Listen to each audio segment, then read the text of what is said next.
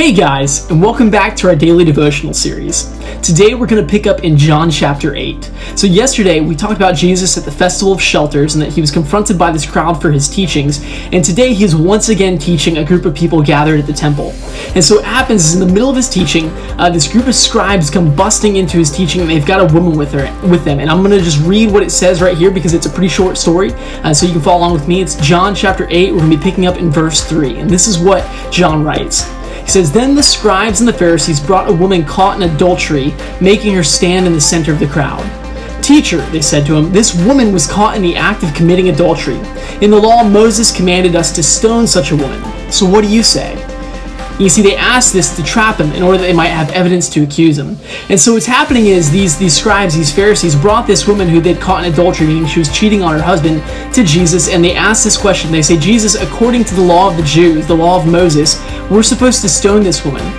Now the difficulty was, under Roman law, Rome had outlawed most of capital punishment that the Jews would carry out themselves, and so for them to stone this woman would have more than likely been stopped by the Romans. So if Jesus said, yes, go ahead and stone her, he would have been going against the authority placed there, and he also would have been showing compassion to this woman.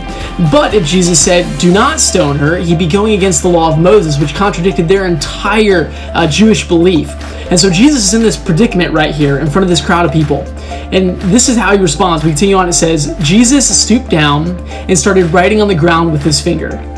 And when they persisted in questioning him, he stood up and said to them, 'The one without sin among you should be the first to throw a stone at her.'" Oof. And then he stooped down again and continued writing on the ground. And when they heard this, they left one by one, starting with the older men. Only he was left with the woman in the center. And when Jesus stood up, he said to her, "Woman, where are they? Has no one condemned you?" "No one, Lord," she answered. "Neither do I condemn you," said Jesus. "Go, and from now on, sin no more." And so what we see here, Jesus has an absolutely beautiful response to this question. He looks at the people that have gathered, and they're ready to stone this woman, and he says, "Fair enough, you can stone her. Whoever has never sinned before, you be the one to throw the stone first." And he goes back to writing on the ground. Now, we don't know what he's writing on the ground. More than likely, he was just kind of indicating like that he was done with this debate. It was fruitless for him to continue.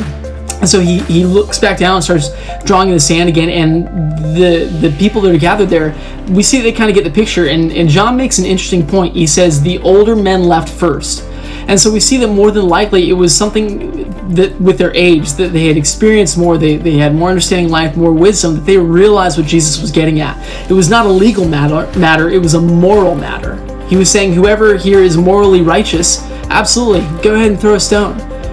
And they left, realizing they were just as guilty of her, maybe not of adultery, but of sin nonetheless. What's interesting to note, though, is that there is one person in this story who was without sin, and that was Jesus. He was perfectly just in casting the stone, but he doesn't. Instead, he looks at her and he says this beautiful phrase. He says, "Woman, if no one's condemned you, neither do I.